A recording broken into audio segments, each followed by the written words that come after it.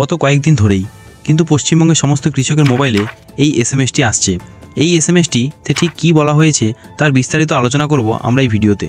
প্রথমেই বলে রাখি, এসএমএসটি কোনো ভুল এসএমএস নয়, এটি সরকার মারফত আপনাদের মোবাইলে এসেছে। এখানে শুরুতেই বলা হয়েছে যে farmer ID is being mandatory for the release PM Kisan benefit.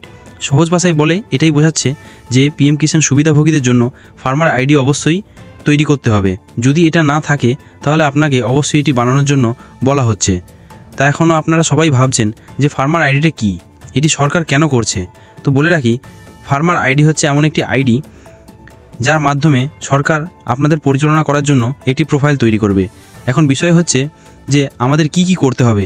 আমরা যদি এসএমএসে পাঠানো এই লিঙ্কের মধ্যে ক্লিক করি তাহলে আমরা দেখতে পারবো যেখানে কয়েকটি অপশন শো করছে।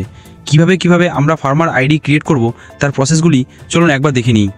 এসএমএসের লিঙ্কটিতে ক্লিক করলে আমরা সরাসরি একটি পিডিএফ ফাইলে চলে আসব। প্রথমেই আছে সেলফ মোড। আপনার হাতে যদি একটু স্মার্টফোন থাকে তো আপনি এটি সহজে খুব বাড়িতে বসে করতে পারবেন। তারপরে এই অ্যাসিস্ট মোডে রয়েছে তিনটি অপশন। প্রথমেই আছে রেভিনিউ অ্যান্ড এগ্রিকালচার, মানে আপনি রেভিনিউ অ্যান্ড এগ্রিকালচার যে কোনো অফিসিয়াল ডিপার্টমেন্ট থেকে এই কাজটি করাতে পারবেন।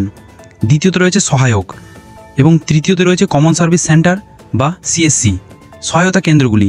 এগুলি আপনি আপনার আশেপাশে যে কোনো সাইবার ক্যাফে অথবা আপনার লোকালে পেয়ে যাবেন।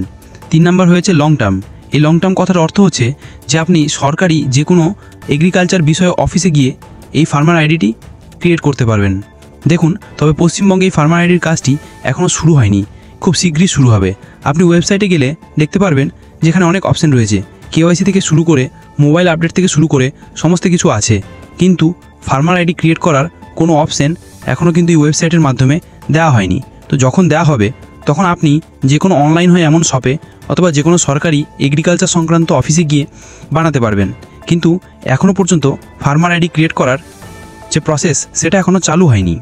তবে হ্যাঁ, চালু হয়ে গেলে এটি আপনার অবশ্যই করতে হবে, না হলে আপনার যে আর্থিক সহায়তা সেক্ষেত্রে বাধাপ্রাপ্ত হলেও হতে পারেন। ভিডিও ইনফরমেটিভ লাগলে অবশ্যই চ্যানেলটিকে সাবস্ক্রাইব করে রাখবেন। ভবিষ্যতে আরও অনেক তথ্য আপনারা পাবেন। চ্যানেলটিকে লাইক এবং সাবস্ক্রাইব দিয়ে পাশে থাকুন।